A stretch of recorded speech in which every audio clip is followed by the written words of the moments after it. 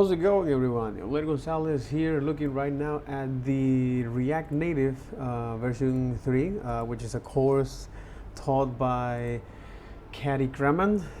She works previously as a director of engineering mobile services at this social creative agency called Formidable. So she has the opportunity and the blessing to work now when React Native actually start with, or with the born of React Native, and now he's currently working as a software developer at Expo. Now, why are we looking at this? Because the idea is to understand what is the problem that React Native solve, and why we actually need to learn React Native, especially because this is something that is on demand in a lot of company out there, and because it uses this React application or this React framework that allows us is to define is now user interface, to wrap those user interface by creating around the DOM. So for example, it is a nice little wrapper around UI elements like div, h1, sections, selections, inputs, and all of that, right? So why is this important? Because especially if you want to now render these kind of elements and add interactivity at this small level or this atomic level, actually makes a lot of sense to do that. However, when you need to scale that, that's when you have now other kind of problems, at least on the web. However, the core remains the same, which is React Native.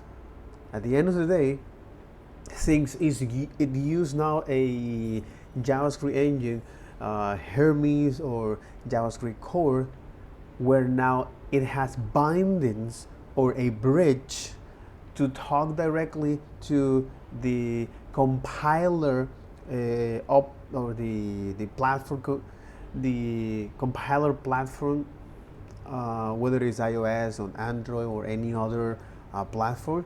So this is something that now close the gap, and this is interesting because in 2012 now even Mark Zuckerberg said that was a huge mistake to try to force the web development of the app into using HTML5 instead of going into the native, so such as Java or Java Kotlin or Object-C, and currently now Swift.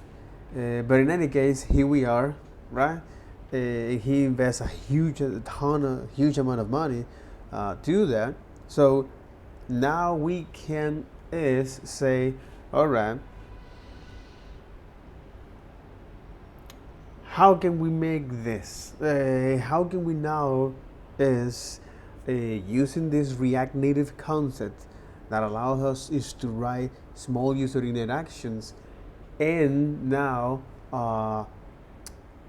build mobile applications with this wrapper, or in this case with this adapter, or this bridge that actually target is a specific native Android or iOS directive. So that's very interesting. So the goal of this course is just to see how can we now reuse all our existing React skills by building is now the mobile application using React Native, and what is the architecture of that, what is the reason of using now React Native, and why actually we are focused on building is on Android and iOS rather than in other devices, because they're actually not part of the market share. Okay, and that lead us to understand is the architecture of this. So React Native architecture is a bridge between the React Native, right? The React Native architecture is a bridge between the JavaScript engine Hermes or JavaScript cores, and platform-specific compilers like iOS and Android's native. So for those natives are, let's say, rendering a list of elements or an input or fetching data, some of these network services, navigation and pagination, all of this directive camera, hardware devices. So the React Native now is this bridge between the JavaScript engine and the platform-specific compilers, iOS and Android, native to build you mobile apps. So this is something important to understand, that at least for this conceptual approach, because now as we move on, we're gonna make it'll be much more sense, especially as we build our application in this case, which is, as you can see, this is how the old architecture was. Now they are now using this bridge.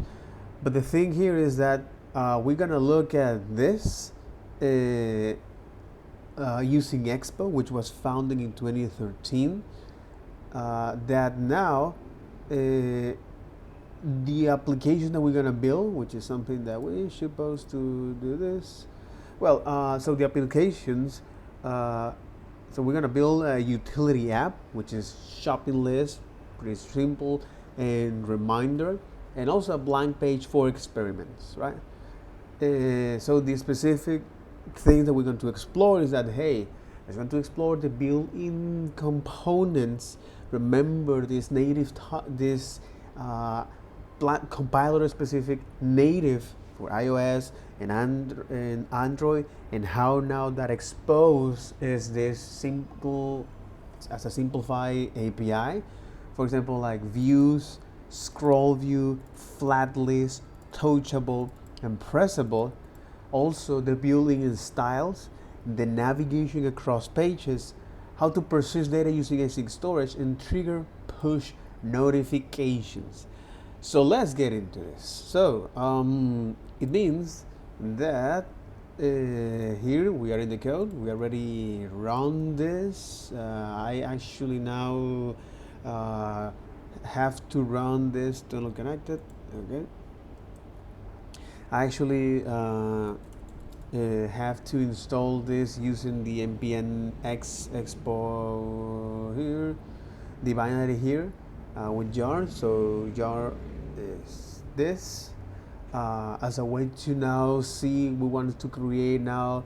So guide us through the onboarding process, which is, hey, what is the thing that through the onboarding process? Hey, I'm going to install is now a TypeScript and some of the templates that would come with this, and then when everything is ready, all right, now use yarn. In this case, based on Caddy recommendations, use yarn, the legacy, because you have some conflict issues. So the idea here is to actually prevent some conflict issues. Right now, is just move on directly to this particular application. So this is jar. We can run now our package.json script, which is yarn star. All right, you're gonna store now an expo.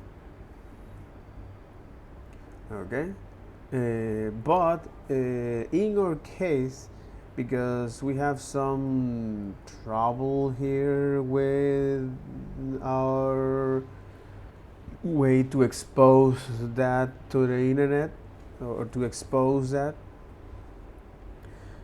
we create now a tunnel. We have to use that tunnel in behind the scenes using ngrok, which is this applications that sits between the network layer or the network services or the network and your applications. So it exposes that applications by now providing us this unique URL and do that in a secure way. So it's pretty interesting, by the way. So we need to install Expo, which is this application here, and then since now we are on Android, we can actually scan this application by default, but if you are in iOS, you need to open up the camera because Android or iPhone, actually Apple doesn't allow you to put a button with the camera. I think it's for security reasons. So after that, then we load this. So behind the scene is using Metro, which Metro is this model bundler, pretty much like Webpack, but for React Native applications. Mm-hmm.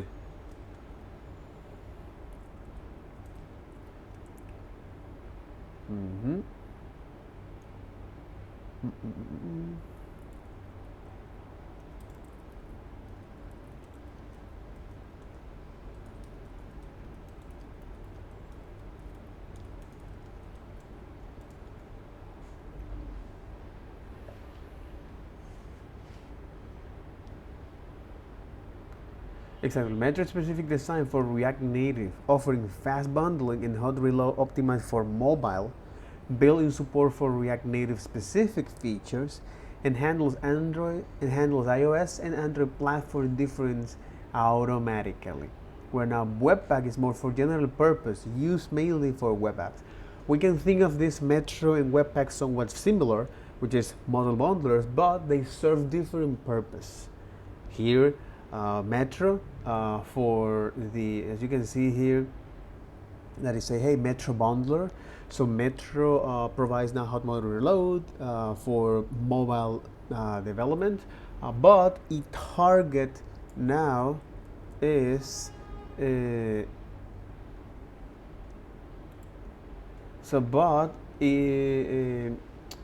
has built-in support for React Native specific features.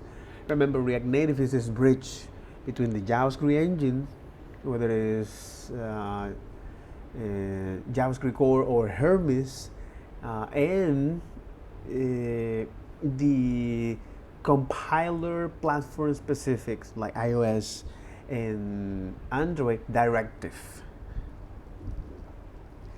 Okay, all right. So, and also well handles is the iOS Android platform difference automatically. So okay. So now that our application is running, great, cool. That was quite interesting. Totally.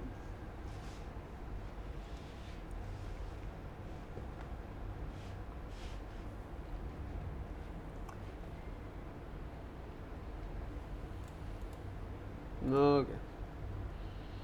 And I close this. Keep going here. Lovely marbles.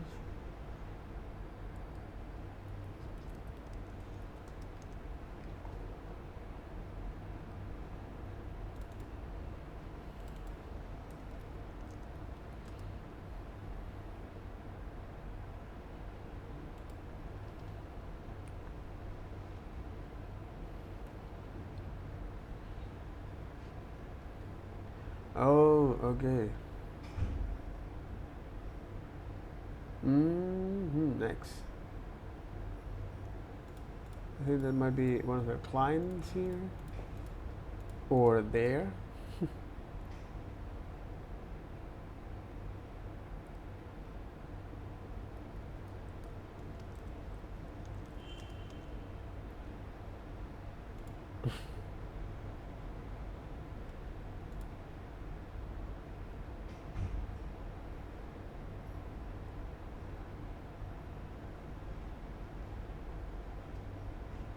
Okay.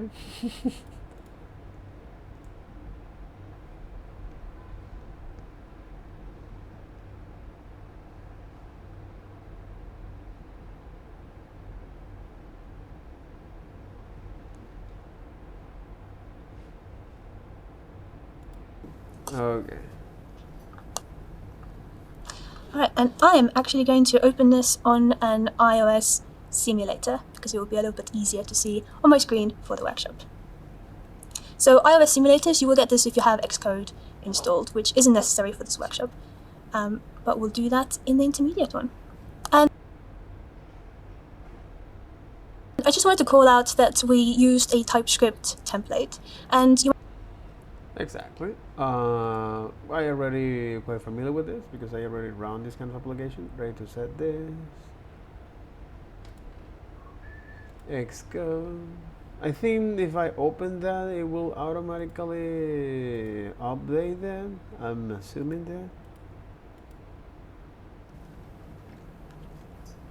that. Alright, and I am actually going to open this on an... Okay, so here we are going to open that on. We need to close a lot of things here. Let me actually open up the task manager or the manager task.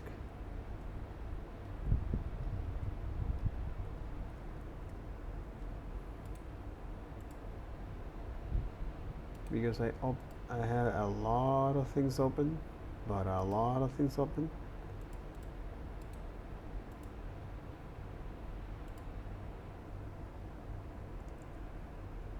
But a lot of things open.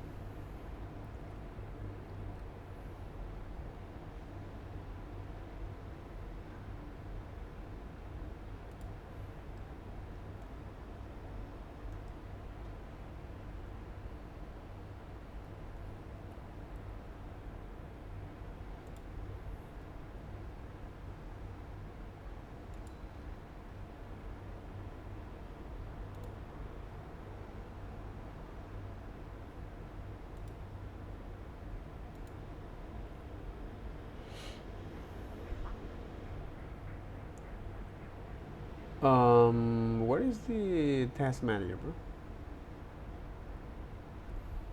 Or activity monitor? Okay. Okay, that's good. I haven't used.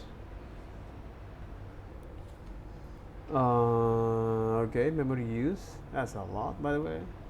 Oh, and I get why that's a lot, because we have all of this kind of stuff here open up. And of course it's maintaining that state over and over and over and over. So if we close just a little bit of them,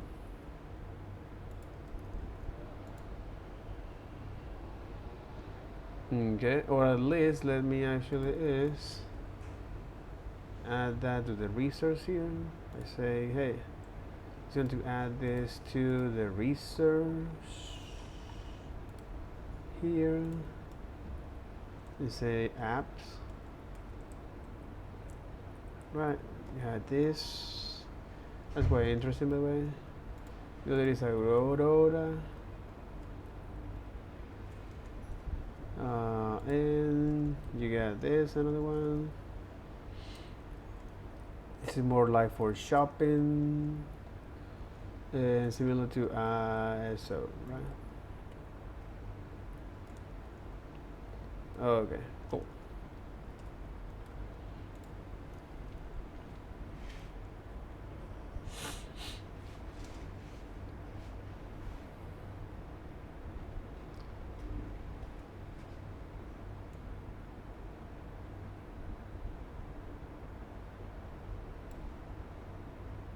Wait, Braga. Okay. Good. Good. So we can take a look at that after. But in the meantime, Well, actually now, spin up this here.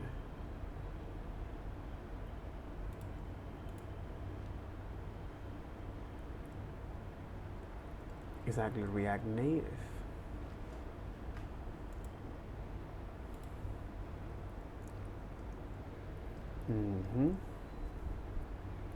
React Native, and here we are. That's right. So let's go into now is open in iOS Simulator.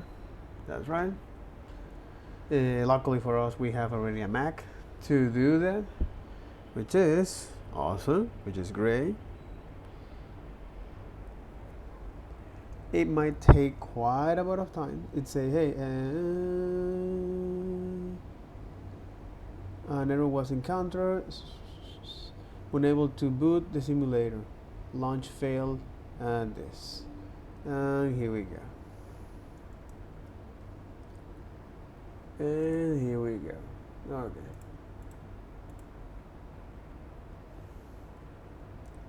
Perhaps because I'm using his tunnel like that. Because if I use now npm or I say yarn expo, say yarn expo yarn star, right? I'm around that here and opening the iOS. Not quite sure if I need to have that open. iOS simulator, because it will be a little bit easier to see on my screen for the workshop. So you already have one? Okay, let's go to open now in Expo here.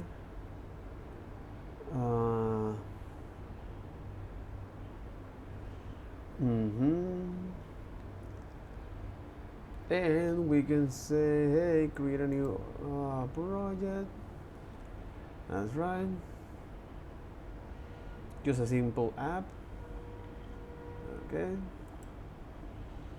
Pro name is React Native version 3. Okay.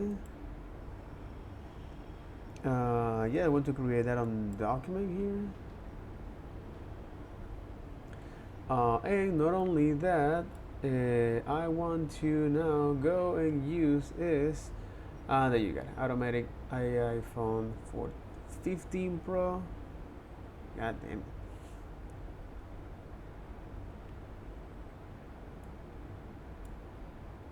Cannot preview this URL, unexpected error. Why is that? Preview update error, human readable shift. Generate report.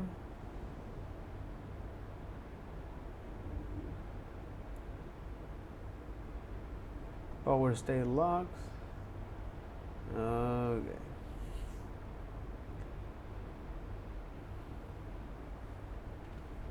Preview pre-flight here. Okay. What if I reload this?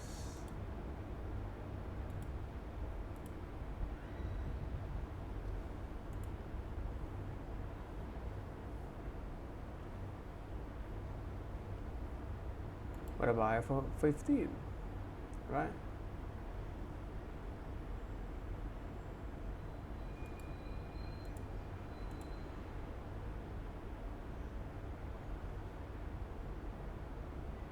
Okay, so none of you will load that. That's quite interesting. Do I need to upload this? All right.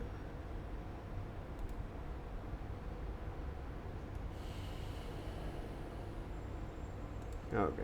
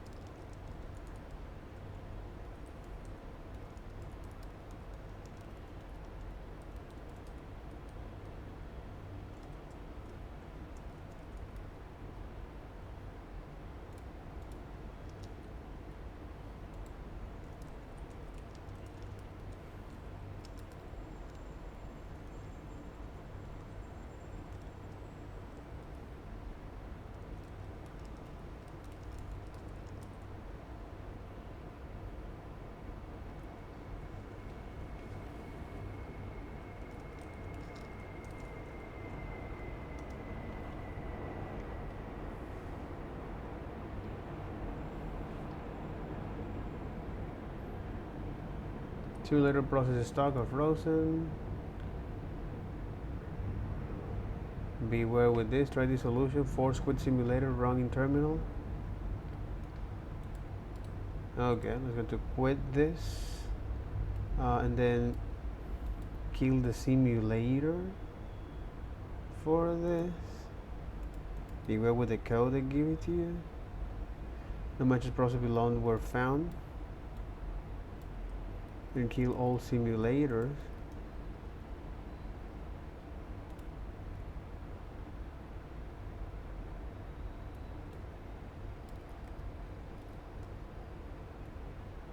Okay. And now let's get into this.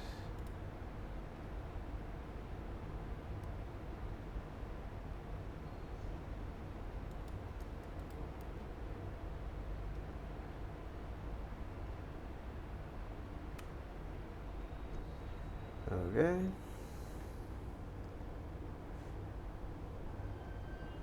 And it trying to opening an iOS. Right, it's taking two. Okay, opening the Expo. Okay, now it's working. Now it's working. Now it's working. Okay. So somehow the internal emulator have some sort of problem right now. Exactly, now it's doing what it's supposed to do, which is downloading Expo. So I have now this troubleshooting actually works because I provide enough for a cursor wants access to control system event. And here we got it. There you got it. That's beautiful. Right. Here we got it. Okay, that makes a lot of sense. So that's right. That's right. Awesome. Beautiful. Beautiful. Perhaps you're not able to see what I'm doing. Let me actually show my entire screen here or this one. So you can actually see this.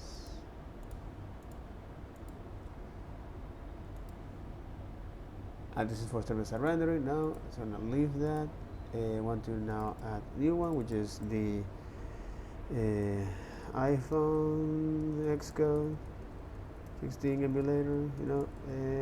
Emulator. That's right. Why do you want to open a new scene? No, I don't want to open a new scene. I just want to keep this. Come on.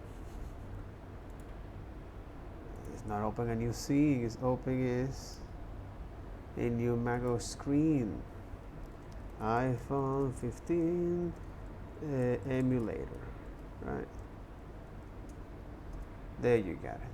So we can now target that window by saying, hey, Xcode or terminal. In theory, supposed to be with cursor window, Firefox. Ooh, gotta be simulator. Okay, they call this simulator. That's great. And here we got it. Oh.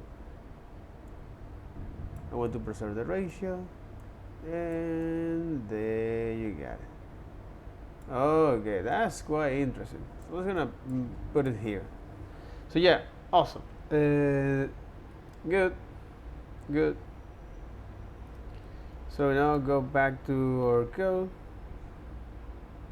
here. I love it. Absolutely, I love it. Okay, I'm gonna make this here, and well, time to actually get our hands dirty. There you got it. Awesome. Connected to communities are very much moving from JavaScript to TypeScript, and TypeScript is just a superset of JavaScript. So all JavaScript code is valid TypeScript code, and TypeScript is just JavaScript with some additional type information. So even if you've never used TypeScript before, I very much recommend doing it for this workshop, and you'll just get a very light intro into TypeScript. if you really don't want to use TypeScript, I actually had some time yesterday, so I created this JavaScript-only version of the app that we're going to be building. I'm not linking to it throughout the course, but I used the same commit names, so you could look it up. But honestly, the difference between this and a TypeScript course is very minimal, so I would just do the TypeScript app. But I wanted people to have an option. And finally, for some debug tips, if you're struggling to connect to Expo Go, first make sure that your phone is on the same Wi-Fi network as your computer. You should be connected to the same thing. The reason for it is that this bundler is running on localhost on your machine, so only devices that are connected to the same network will be able to access it. But if you still can't get it to work, or if that's not possible, then there is actually a workaround. So you can run the start command, but with --tunnel. Exactly. So the first time you run this, it will prompt you to install ngrok. But then what it's going to do is it's going to expose your bundler externally to the internet using ngrok. And that way you can actually scan this QR code from any device on any computer anywhere in the world, and it will run the bundle from your local machine. And this is incredibly handy if you want to share what you're working on with a colleague or a friend, but also if you want to get around this restriction. So it's quite common on Windows when you have a firewall for this to be a problem. It's a little bit slower than using it normally, so if you can not use tunnel, I would recommend doing that. Alright, before we get into coding, I wanted to quickly talk about React Native frameworks. So you might be wondering why in this Introduction to React Native course, we just created an Expo app and we installed Expo Go. So in short, Expo is a React Native framework. So this is the same as how Next.js or Remix or Redwood.js are React frameworks. As of ReactConf in 2024, Meta actually recommends using React Native framework, so specifically Expo, for creating new React Native apps. So you might be wondering, why is vanilla React Native, so React Native without the framework, not enough? And basically what React Native gives us out of the box is the ability to run React code, so some JavaScript code with React, on native iOS and Android platforms, so using the underlying native components. So a huge amount of work goes into making this happen. We have, Metro for bundling, and Hermes, the JavaScript runtime, and JSI, and all kinds of stuff. So this is not an easy feat. And on top of this, we also get some core building blocks, like your text and view and scrollable lists, but a huge amount of things that almost every mobile app needs aren't built into React Native. So for example, we don't get navigation out of the box, we can't send push notifications, we can't store data across app launchers, we can't use the phone camera, etc. And there's plenty of things that is possible to do, it's just really hard. So, for example, changing the app icon, or adding custom native code, or just building the app bundles for store release. They're possible, but they're tedious. And this isn't a failing by Meta, this is by design. Because adding all of these functionality out of the box would make React Native completely unmaintainable for the really small React team at Meta. So we need to add these ourselves. And from the very beginning, and React Native is literally almost 10 years old now, which is wild. And from the very beginning, React Native developers have had to rely on community libraries for these functionality. And there is also this page here, React Native Directory, which is a great resource for finding various community libraries for React Native. The problem is, if you're only just getting started, it's very difficult to know which libraries are fit for purpose, which work well together, what's even possible, especially if it's at the start of your project. So this is where the React Native framework comes in. So the role of a React framework is defined in the RFC, which you can also look up here.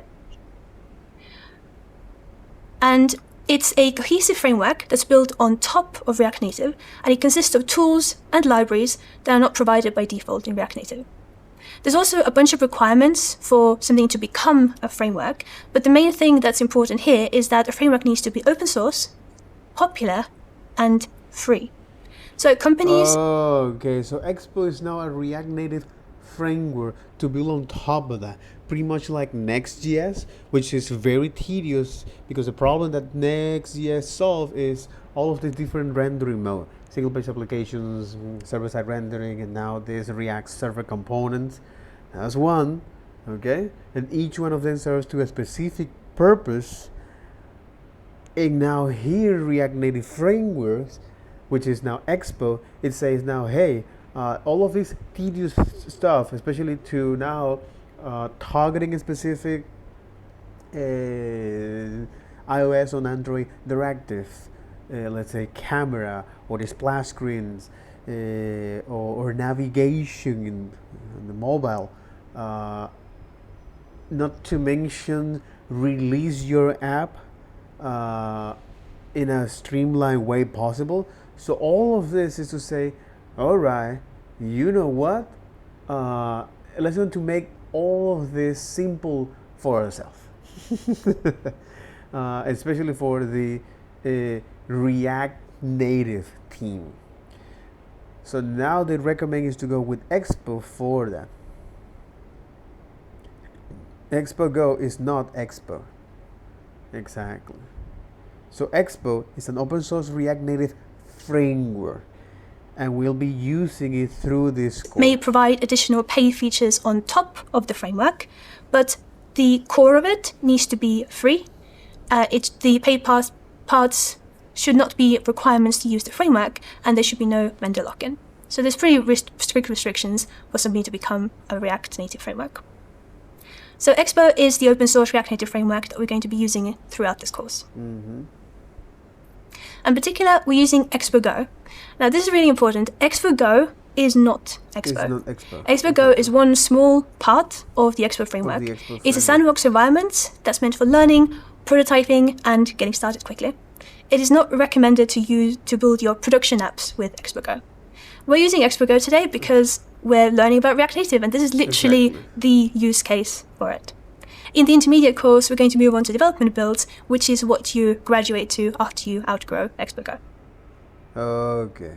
So Expo is not this framework around React Native because... Next up, let's... so for example, now write things like your navigation or targeting is React Native or targeting iOS and Android directive, such as splash screen, or routing. Is very hard. It requires a lot of work because you have to go down deep into the CSS binding to actually call the specific functions for the target iOS, or that communicate to the target iOS, or the compiler iOS and the compiler of Android or any other platform specific. So yeah, the deal there is let's go to make this simple as much as possible. So React Framework is this now framework around React Native, and Expo is now the open source tool, which is that. Next up, let's set up. That's very interesting. Okay. Alright, before we get into coding, let's build on top of React Native, and it consists React Native frameworks. Frameworks built on top of React Native to provide production-ready application. With this document, we intend to summarize all of this. Benefits, requirements, do's of frameworks, don'ts of frameworks, notes for platform developers, and evolving the React Native community template CLI. Templates, community CLI, and the init command.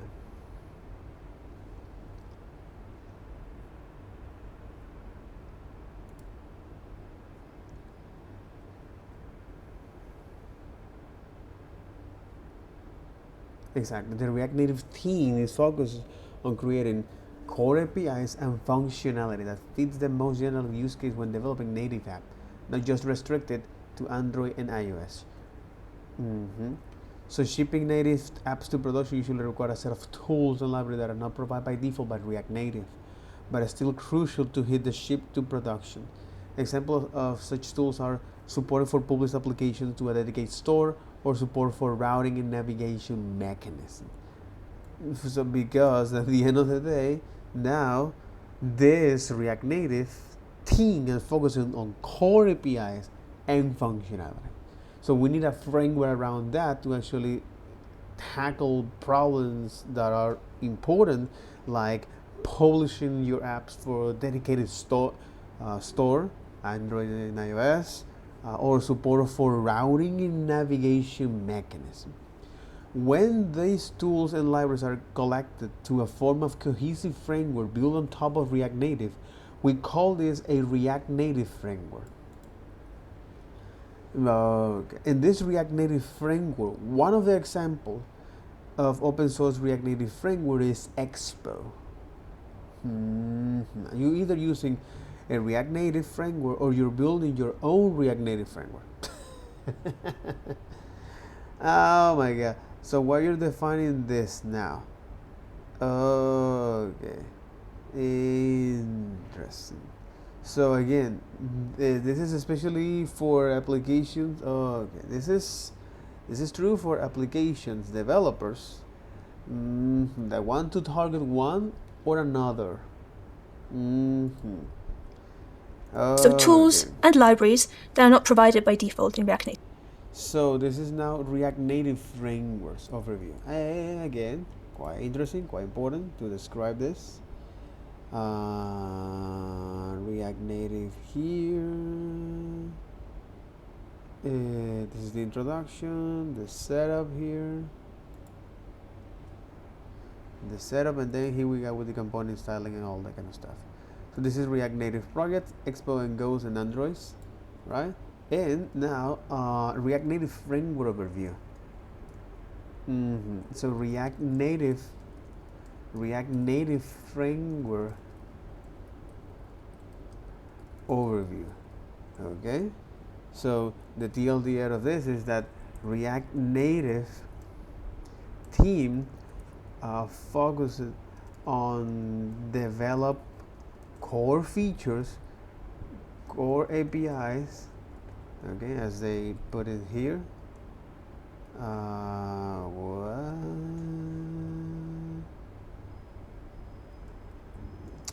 Come on. Oh, this is take a look at the discussion. Interesting. Oh, that makes sense. Okay. Exactly. And focus on creating core APIs and functionality that fits most of the general use case. So React Native team focus on developing core APIs and features that cover most of the common use cases, right? So because shipping apps to production usually requires a lot of tools, shipping apps to productions requires a lot of tools.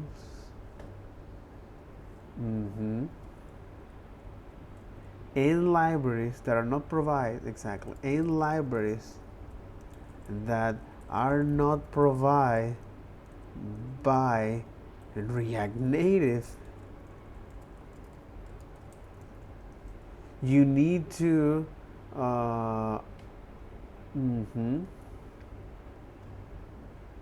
but are crucial to hit or to ship features, to ship to production, such as deploying or publishing, because this is support for publishing applications. So the support for publishing applications to dedicate store, iOS and Android. Also the navigation, support for routing and navigation mechanism, support for routes and navigation systems. So Expo is a framework around Expo is an open source framework. Okay, so Expo is an open source framework around, okay, we get it.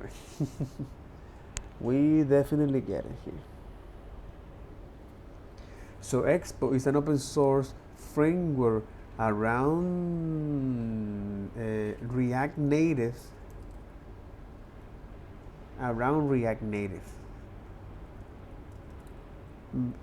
Because in React Native, or you either build your own framework or use one. You're either using a React Native framework or you're building your own React Native framework. So a practical example of bespoke is that. So why are we defining this now? We do acknowledge that framework is an overload term here. A React Native itself is an UI framework which uses React. For the sake of simplicity, is the rest of in this documentation. The framework term will refer to the React Native framework for this. And there you got it. How old is this? 10 months ago. Oh my God, we are in the cutting edge, man. Jesus, we are in the cutting edge, bro. This RFC is open for comment until Monday, 19 February 2024. Okay, interesting.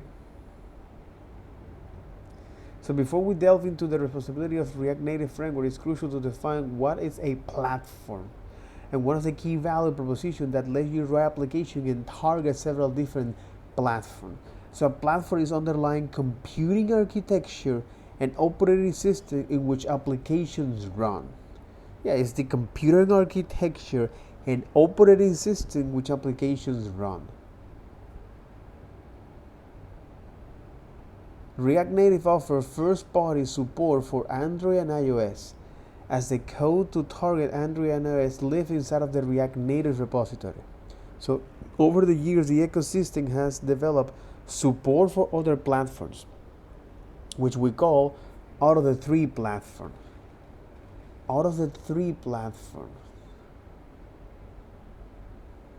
Okay. Out of the three platforms.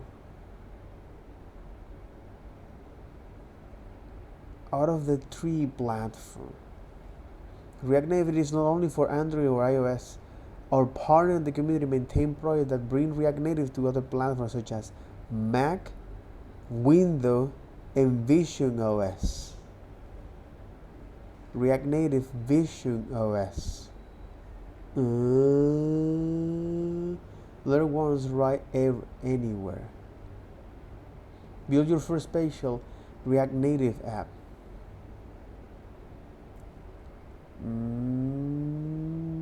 React Native Vision OS. This is what, 360? Holy moly, bro. Alright, that's great, that's good. This is go beyond the scope of this. And we need to focus on that.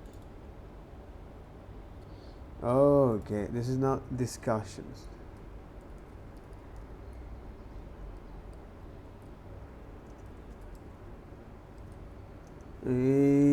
Interesting. Okay. Holy moly.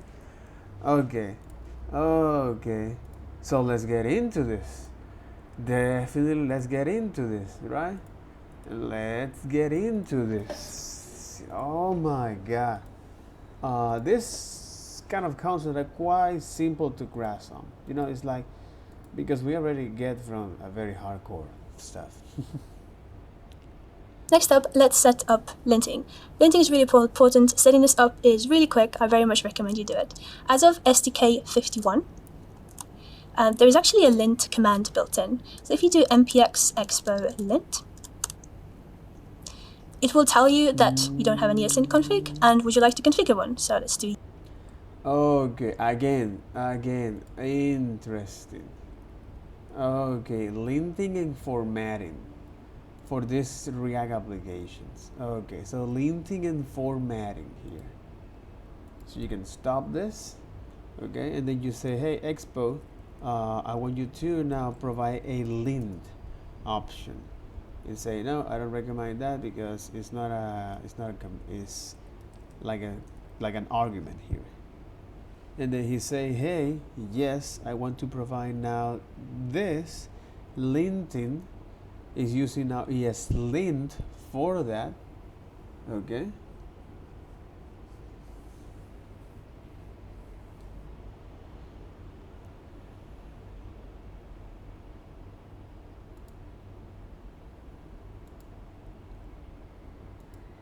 All right. Which is the linter. Yes.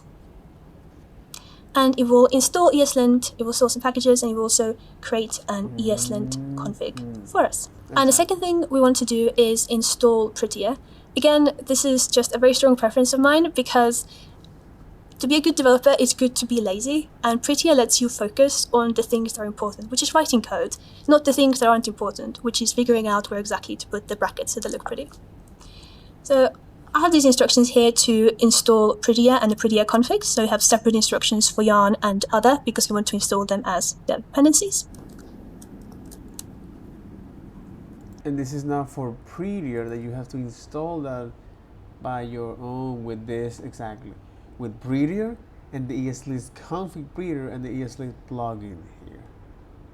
So here we already installed that, but we need to configure that with the formatting here. And then to integrate Prettier with ESLint, we need to update our ESLint RC to also add it. So this basically extends the Prettier content. You're gonna say, hey, extend that this now receives a collection here. All right, let's say, hey, I want you to do this for Prettier. All right, this code formatting, extend that, and I want you to now apply this plugin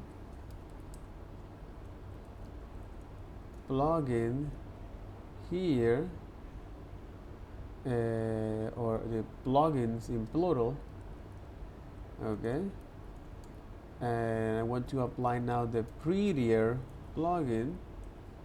Okay, so I extend that here and then apply the rules and then say, hey, rules Prettier / Prettier error, and a simple error linting here, which is rules, right? Rules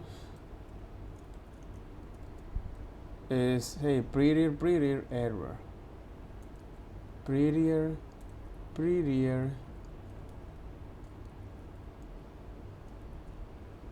error.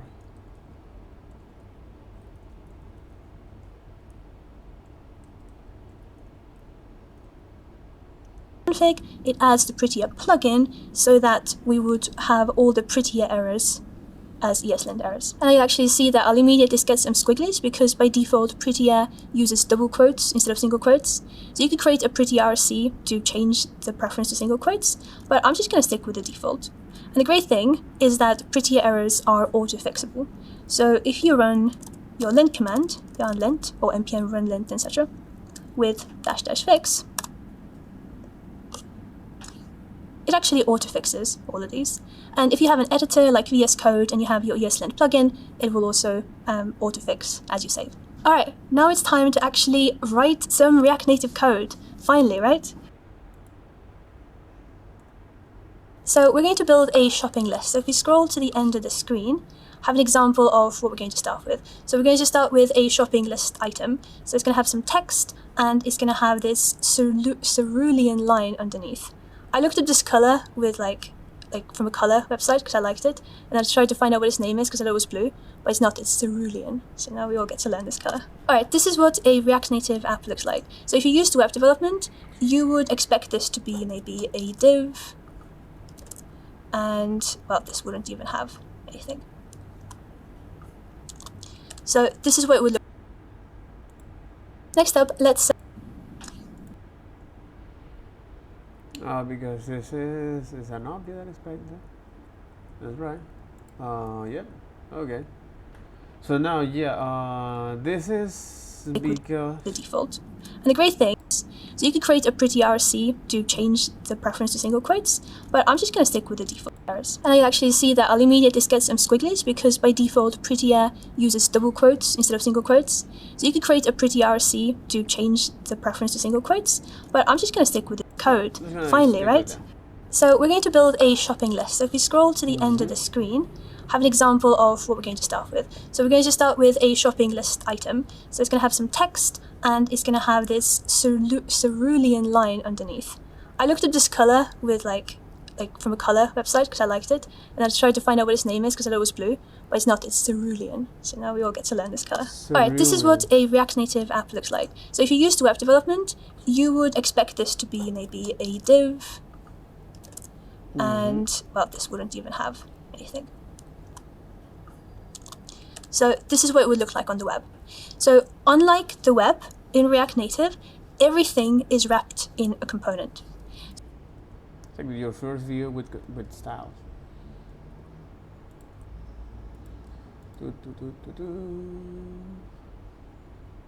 Right after that, we actually set up linting and formatting. Set up linting and formatting.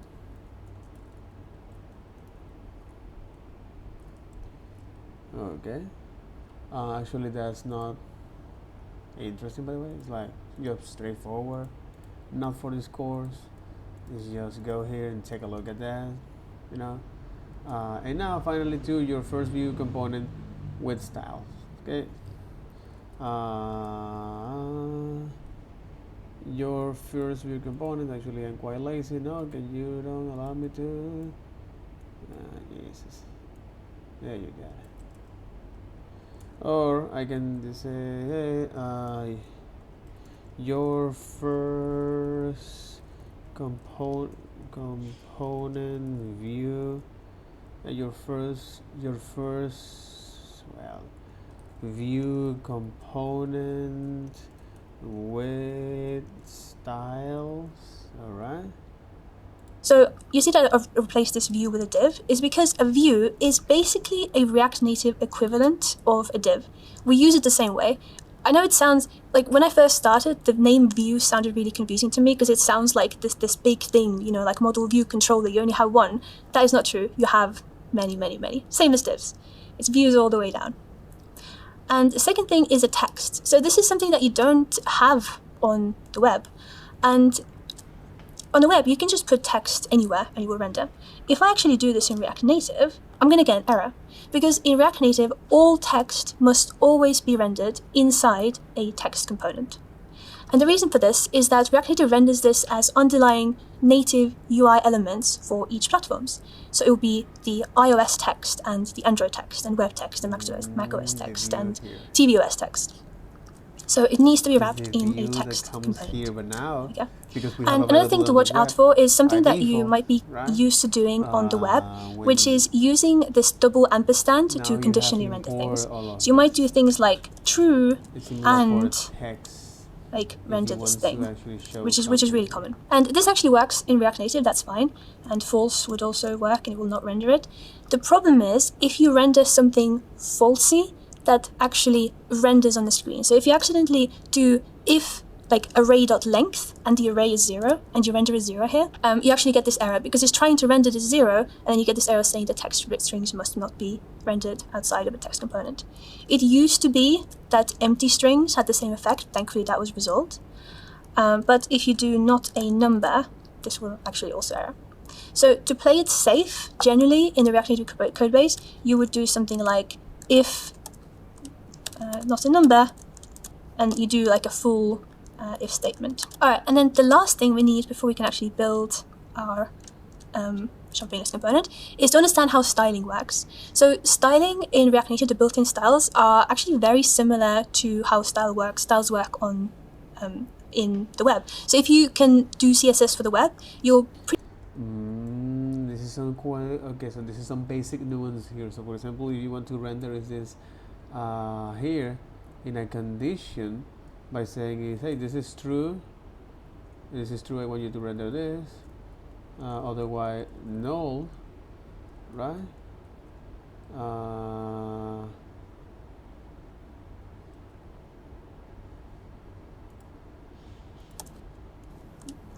not a number, and you do like a full if statement. Alright, and then the I mean, Jesus, is this one?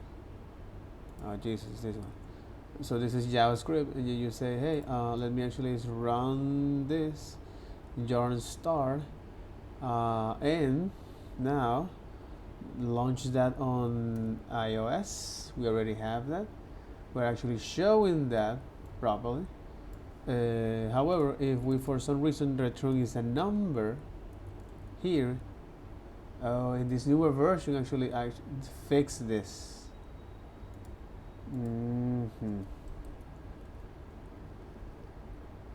last thing we need before we can actually there renders on the screen. So if you accidentally do things like true falsy, that actually renders on the screen. So if you accidentally do if like array.length and the array is 0 and you render it.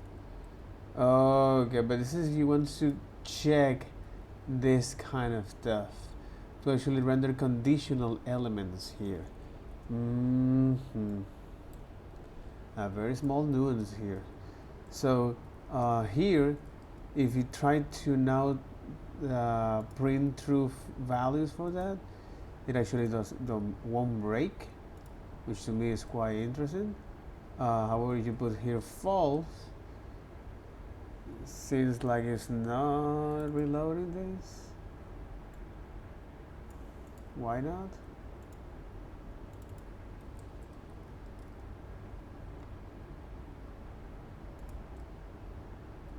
Are you make sure to do this if this actually reloaded?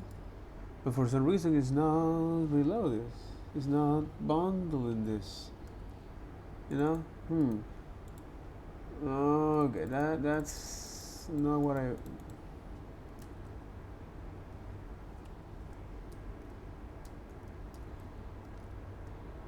Oh, come on.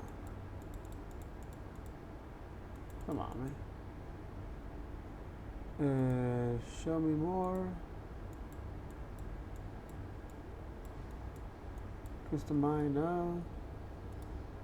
Okay, I got some issues here, especially to test this.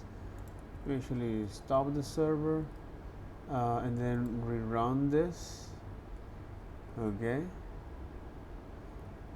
So I think that is not. So if I launch that here, it say no. Okay. So the question is that. Look at this. Okay, so okay. Okay, so for some reason it's like it's not synchronizing with that, which is not good, bro. It's like not synchronizing with that.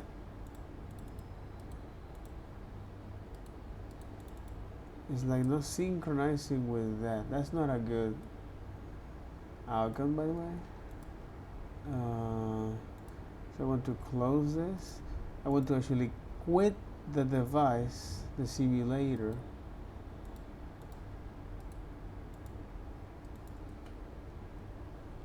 I want to quit the simulator. So the simulator is okay. The simulator is still running there. So let's get into this again, right? Let's get into this again.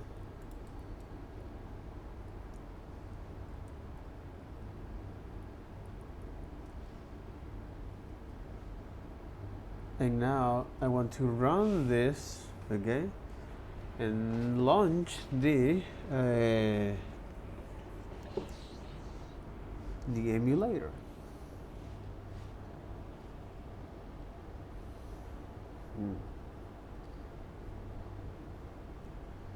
Installing Expo Go on iPhone 15, that's right. And okay, it's already there. We're gonna bundle that. There you got it. You can close it. Of course, it's not gonna show anything.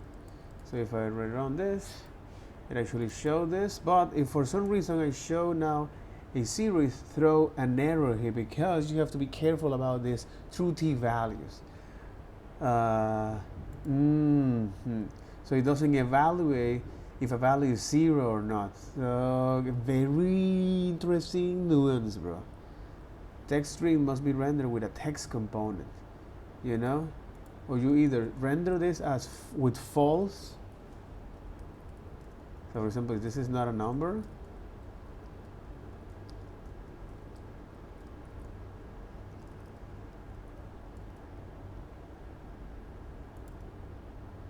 and then you can say, hey, if this is not a number, I want you to render is this.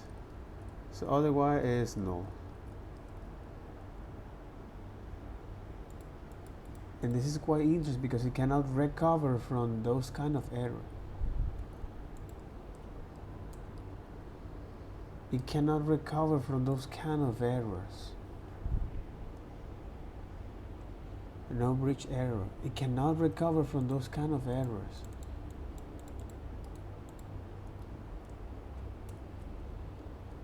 It cannot recover from those kind of errors, man.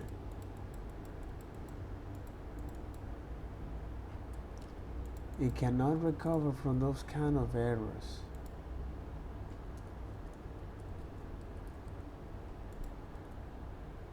Okay, it can recover from those kind of errors. Okay. Alright.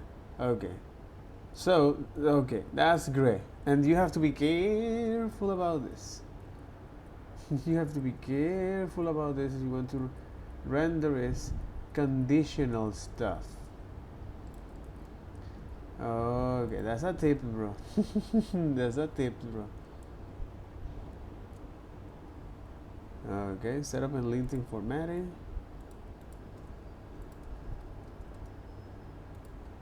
Tip 1. Okay.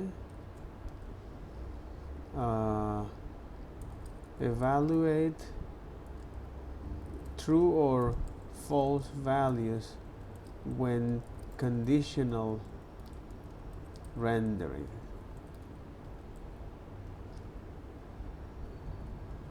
This will throw an error because you expect that kind of 0 here. You actually get this error because it's trying to render this 0, and then you get this error saying the text. Because it is trying to render 0, and this is not on a text component. Makes a lot of sense. Bit strings must not be rendered outside of a text component. It used to be that empty strings had the same effect. Thankfully that was resolved. But if you do not a number, this will actually also error. So to play it safe, generally in the React Native codebase, you would do something like if not a number, and you do like a full if statement. Alright, and then the last thing we need before we can actually build our shopping list component is to understand how styling works. So styling in React Native, the built-in styles are actually very similar to how styles work on in the web. So if you can do CSS for the web, you'll pretty much understand the styling here. So let's do a view. I'm going to wrap my text here in a view, and then we can pass in a style prop, and then this takes an object. I'm going to just write these styles in line. So I'm going to start with just a background color. So I'm going to make a background color pink, same as we would on the web, just to see what's happening. So this is the view that's being rendered, and it's rendered then outside of our text. And we can use margins, paddings, etc. Oh, actually, the thing to notice here is that on the web, the CSS would look like this, I think. And obviously this won't work because it's not a valid JavaScript object, but you can naturally figure out how to convert this into a JavaScript object, and that will probably work in React Native. And let's add some padding.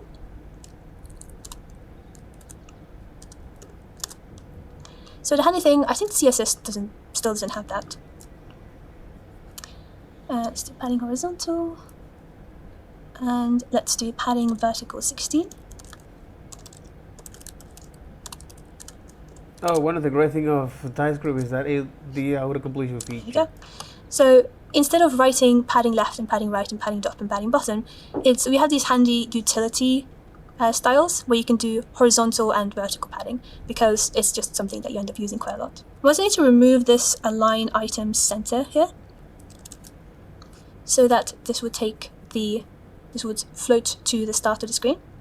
And you notice that this is using flex, so all styling in React Native is using flexbox. So do React Native for a couple of months, you're going to get really, really good at flex. Okay. It will be, the flex in React Native is really similar to flex on the web.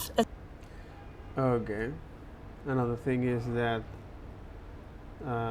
tip 2 layout, flex layout is the same on here like in the web, which is a great thing, by the way, if you think of that as well, but some of the defaults are different, like just enough different that when you're moving from web to React Native, you're like, oh, hold on, that's a bit twisted. I think I listed them here as well. Yeah, there we go. So all elements have display flex by default, so you never have to write display flex. And the main thing that catches you out is that the default flex direction is column instead of row on the web.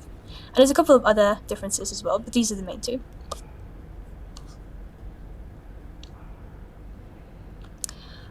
Alright, let's add this bottom border, which is our pretty cerulean color. Oh, that is the background color. Border, bottom color. There you go, and the color doesn't show up because I haven't set a width. So let's do border, bottom, width, and let's do just a 1. You might think this is 1 pixel, but it's not. Notice that there's no units at all here. So we have an 8 and 60 and 1, and in your head you might be thinking pixels, but they are not pixels. They're actually display points. So okay. Repeat. Style units are not pixels, are display units. Okay. A display point is how much it actually differs by device. So it was pixel density, that's what it was. Oh, pixel ratio, there we go. So let me just show you if I print this out. So pixel ratio, get, there we go. So it's a little bit small here. We can see that on my iOS simulator, the pixel ratio is 3. And this means that it's a 3 by 3 square to render this. So one display point on this iOS device is actually 3 times 3. And you might have pixel density of 2 or 2.5, etc. So this is what... This is to get the pixel density here. Oh, that's interesting. Okay. Okay, so what is the pixel density here? Okay. So what is the pixel density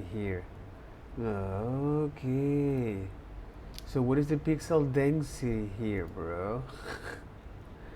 And it must be inside of that text. Alright. So here you can say, it's like, hey, from React Native, give me the pixel ratio here to actually is depend of the display, the mobile display. I want you to now call the pixel ratio dot get to know what is that, and then you got it tells you that it's 3, so it's 3 by 3. This unit is. And this also means that if you're displaying an image on this on your React Native app, then on a high-end iOS device, you'll need a larger image for it to look crisp than on a older Android device. And actually some Android devices have, like, I know this one, I'm pretty sure this one has pixel density of 3.5, so it can go the other way around as well. Right, and last, let's add styles to our text as well. So let's do a font size of 18. Make it a little bit bigger. Let's call it something else. So it's a shopping list. Let's start with coffee, of course. There we go. And I thought I'd change the font weight, so make the text a little bit thinner and interesting. So let's do a font weight of 200. Now, I think that I like to do if I'm using the built-in styles instead of a styling library is I like to have a global theme file that I use to pull all the commonly used styles. So in your root directory, create a new file and let's call it theme.ts. And let's export const theme. Oops, export const theme. And let's move our color that we have here, the cerulean color, into our theme file. So let's do color cerulean. I can't even spell that. Cerulean. There we go. Cerulean. Here, and I think we used the white as well. So let's move this background color here as well. And color white. Move it here. And this is kind of handy to do because you can't have global styles in React Native. So unlike the web where you have CSS and you just apply a style to all the H1 elements, for example, that's not possible. So an easy way to just share styles between multiple components is have a shared theme file. So that's just a pattern that I've used for ages. I actually, in production projects, I would put spacing here as well. So font sizes, spacing, any kind of units I would put here. So I would have like spacing 12, spacing 16. But we're not going to do it for this workshop because I think that's forcing my preferences onto you. Yes? So in React Native, it's all styling with JavaScript objects. There isn't a thing like CSS modules, CSS variables, or like Sass. Yeah, nothing like that is built in. There are styling libraries. So Native Wind is a popular one where basically you can use Tailwind styles in React Native in a similar way. And it's very popular, especially when you're coming from the web. Then you can use your existing Tailwind knowledge for that. I think I've listed some. I think I haven't. I think I listed them in the intermediate course. But yeah, there's quite a few styling libraries. Native Wind is the big one that you can use that opt out of the style sheet. But yeah, for the built-in, this is basically what you get. Just the Native Wind. Just the style object. And finally, let's do a bit of tidying as well. So you notice that we have the style sheet create here, and here we pass the styles in inline. And you can do both. It's obviously tidier to have this one style object at the bottom. And this is the common pattern, actually. So every file that's a UI file where you render something, you will have your styles object at the end of the file where you do style sheet create, and then you have the styles. So if we do get these files, I go styles.item container. Item container. There we go. And I'll move my font as well. So this will be an item text. Oops, styles.item text. Item text. It is quite annoying, by the way. It is quite annoying. And the style sheet create, it doesn't actually do anything special under the hood. It mostly just does checking to make sure that you're. It is quite annoying, but this is something that you can go with. So this is now okay. Deep 4 is the CSS for styling. You can use Tailwind for React Native. Native Wind. Okay. Oh crap. Types are valid. Yeah, this is a standard. React Native component.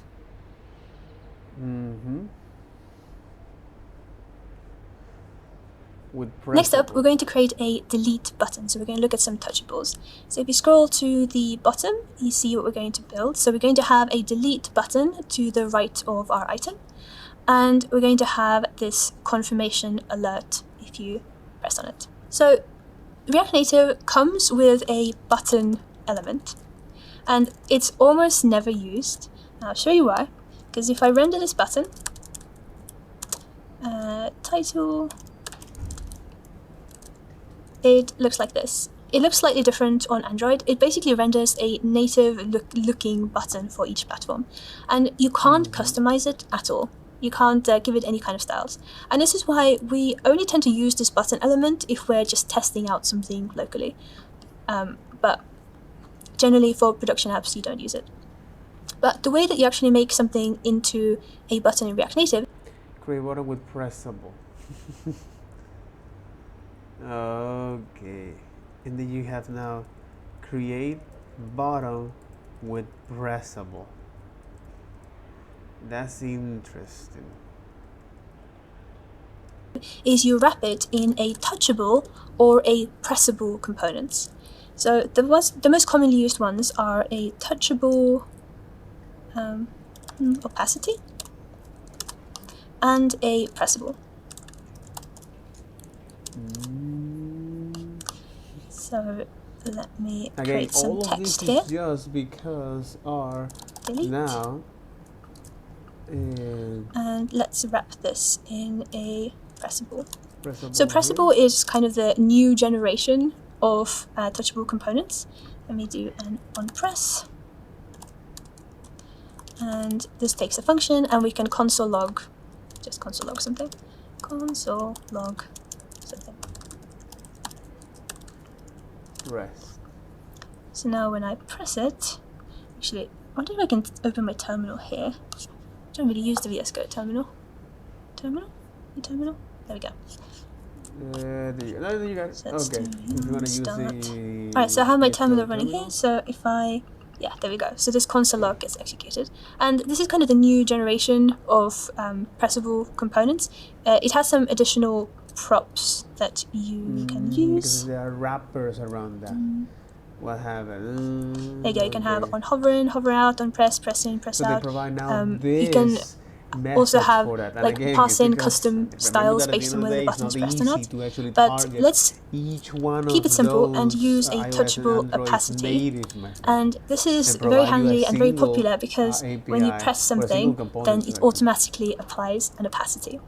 I always find the default opacity to be a bit intense, so you can actually change this with the active opacity prop. So if we do, let's do 0.8, so 80%. Yeah, there we go. So there's still opacity, but it's less intense. So we're going to create a button with a black background. So let's add a color black. So this is 000. Another tip is that so tip 5, make a theme file,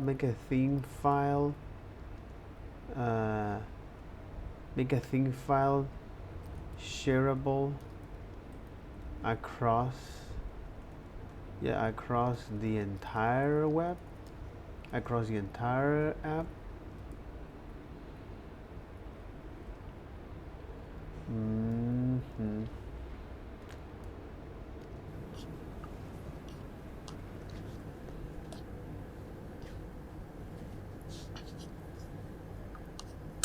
And let's put this button inside our item.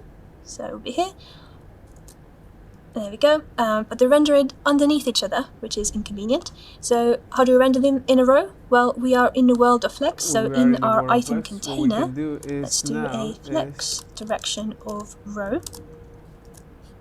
There you go. Then they get rendered next to each other. So they are rendered now next to each other, Yeah. or you can use the But view. we want the delete button to be at the end of the screen, and the coffee to be on the other side.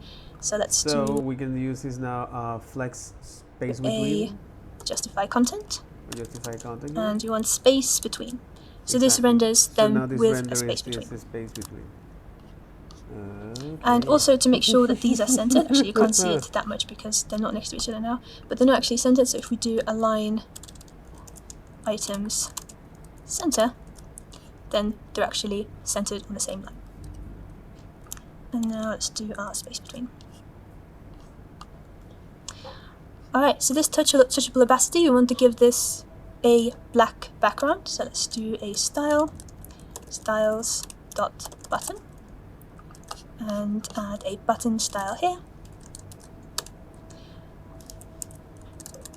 And let's give this a background color of theme color black.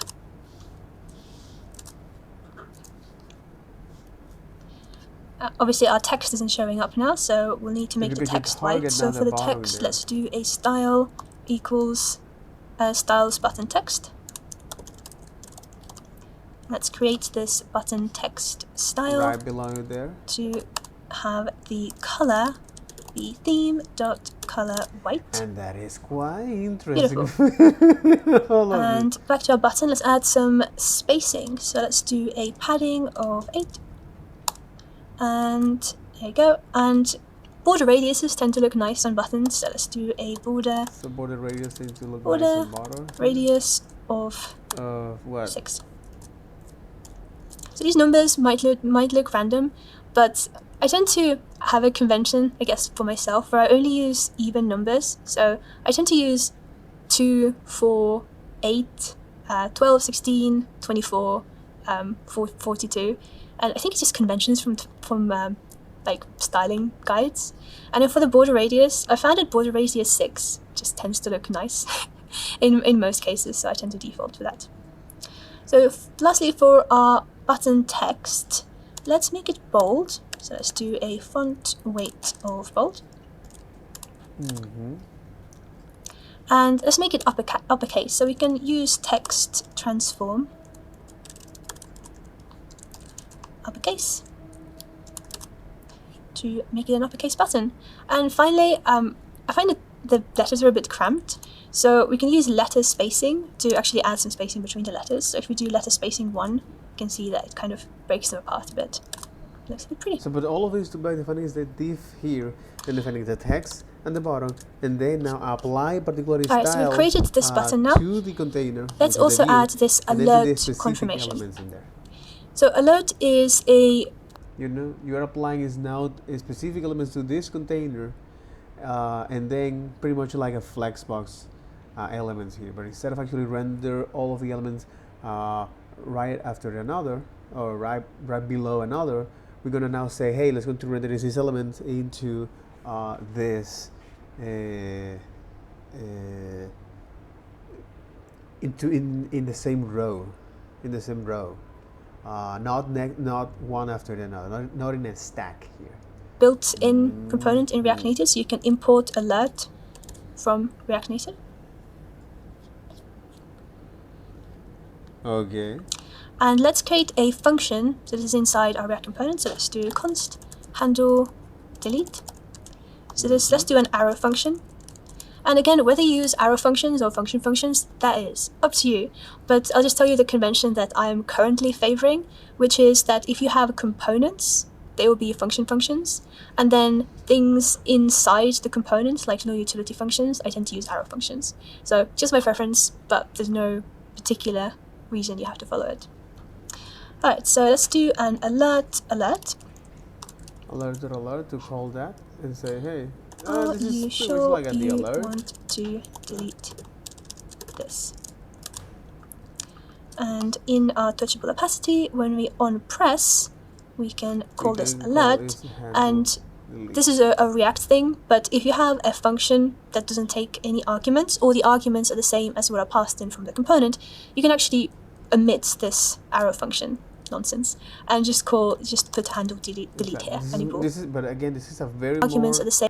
Like React Native we can stuff. call this alert, and this is a React thing, but if you have a function that doesn't take any arguments, or the arguments are the same as what are passed in from the component, you can actually omit this arrow function nonsense and just put handle delete here, and it will call itself. For this. And now if I do delete, I'll get a little alert. So this alert just has one text, but we want to give some subtext as well. So we can pass in a second argument for some subtext. So let's do it will be gone for good.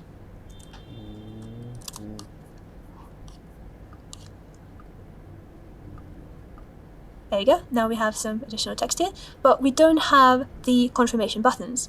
So we can pass in a third argument, and this will be an array of options for the buttons that you want to display. Oh, okay. So this will be an array of An array of objects. objects. Here's So the button first you wanna one, place let's it. say text yes. So yes, I do want to delete it. Then This we is can give it all an the on very press. new So and if the things user that you chooses need to delete it, what do we do? Let's build pass in an this arrow kind of function. applications And then for with now, iOS let's just and do that. a console log And that's quite interesting. of okay deleting, and we're gonna fill this in later. And we can also give it a style to make it like red, so we can say that it is disruptive. And the second button we want is a cancel button, so let's do a text cancel. Style cancel.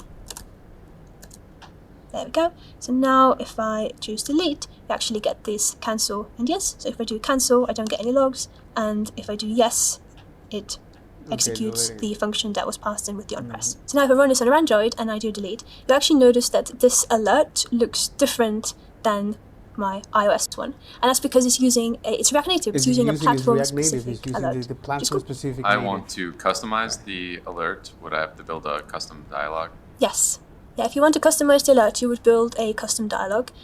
It's not that tricky to do that. You would do a full screen modal. We're going to do we do modals here? We do actually go through what a modal looks like. You would do a full screen modal with a transparent background, and then you can do like a small like alert with whatever styling that you want. It's actually a good idea to commit when you get to a point that things are working, because then when you inevitably try things that make things not work, you can always go back in time to start again. Like a time machine here. Next up, let's talk about components. So components are a React concept, and that's also a React Native concept. But basically, if we were to keep building our app and we put everything inside this app.tsx, this file is going to get massive and very difficult to use. So with React, we can have components to create our app as a modular entity. So the common thing to do is we create a components folder, .tsx, export function into our shopping list item component. So let's copy all of this and return it from our shopping list item. And obviously I'm getting lots of ESLint errors. This is what you want ESLint. It will tell you that things are not right, saying that things aren't imported. So I'm going to import view from React Native, text from React Native, touchable opacity from React Native. Text, so help me here to import the text for React Native. There we go. And we also need our styles. And again, you're using this now is touchable opacity, wrapping around a text. Right, now at the bottom. And we also need our styles. So let me just copy this whole styles object here. There we go. We need style sheet.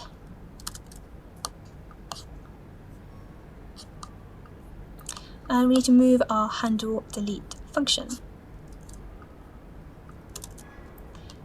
And this means we also need the alert from React Native. There we go. And now, instead of having this item here, we can actually import our shopping list item. There we go. You move that to the shopping list. Oh, I've forgotten to import theme. There we go. Let's import theme as well. Let's move from here. And the alert, exactly. Okay. So now I can have multiple of my shopping list items. And this is obviously a little bit useless because I have all the items say the same thing. So we want from this app.tsx to say what the shopping list items should be called.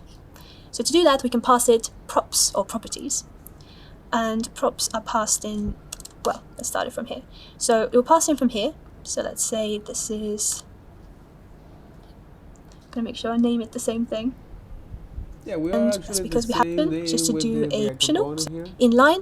You put it into these curlies, and then it renders the thing that you renders the string that you passed in.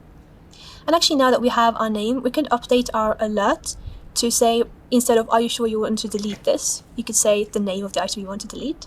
So we want to use backticks. So with backticks, you can embed arbitrary strings or numbers into your text. So you can see, are you sure you want to delete? So do your $, some squigglies, and no. So there you go. So we'll say, are you sure you want to delete T? And the last thing, this is optional. I'm going to talk about ESLint again, but we've done some refactoring and we've done some copying of styles, but we have styles here that we're not using, and we have styles here that we're not using, and it's really difficult to see which ones like we want to keep or not, and I can't be asked to go through all of these. So this is a really handy ESLint plugin.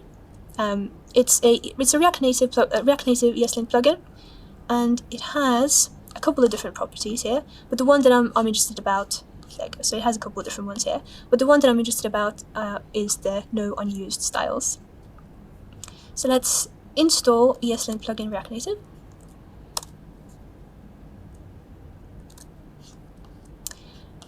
And this gives us this React Native plugin in our ESLint RC. So let's go to ESLint RC. So whenever you install a plugin, it will show up here. So we installed the React Native plugin, so it will go into the plugins array. And then this allows us to use the rules from that plugin. ESLint is wild. It allows you to use so the rules from there's a bunch of rules, but I'm just going to opt into this one. And what this gives me is now when I go back, it actually redlines all the styles that I'm not using in this file because I've copied them over. So I can safely delete them. And also delete these unused imports. And the same here, I think I copied the whole styles object, but we don't need the container. The style sheet that create, could you cover again what that does? So what style sheet create does, it doesn't do a lot, actually. So in production, all this does is it creates an object. If you look at the React Native is open source. So if you look at the code for React Native, in production, it actually just creates an object of styles. So it doesn't do anything. In dev, it does some checking to make sure that the things that you pass in are valid. There's more validation further on. I think it came from the earlier days of React Native, where there was more validation needed because the styles got passed directly into the native components, and if you passed styles that didn't exist, things would crash. Nowadays, there's more protection around it. But yeah, it's kind of a leftover. So you could actually just do this, kind of, and it would work, although TypeScript would yell at you. So I think the idea was that eventually stylesheet.create could have some performance improvements, like deduplicating the styles or anything like that. But yeah, right now it doesn't really have anything mysterious going on under the hood, unfortunately. I think it does have some utility methods, so you can flatten styles or compose styles. Oh, this is actually handy, like an absolute fill and an absolute fill object. So if you ever want to, there you go. So if you ever want like a component to take off the position absolute, take off the full width of the screen, there's actually like a convenience function where like if you do a view style, well, actually this would be useless because it doesn't have a background. Let's give it a background as well. So background color, I think. There you go. So this is like a object that is full width of the screen, so it's rendering underneath here. But if I move it, actually this actually shows you the order of rendering as well, which is kind of interesting. So when I put it on top of my shopping list items, it renders underneath, and if I put it at the bottom, it renders over the top. So it's kind of a convenience function. Or there's also an absolute fill object. Style sheet. Oops. Absolute fill object, which does the same, but it's the styles as an object, so you can spread them and add additional styles like I did here. So just the utility.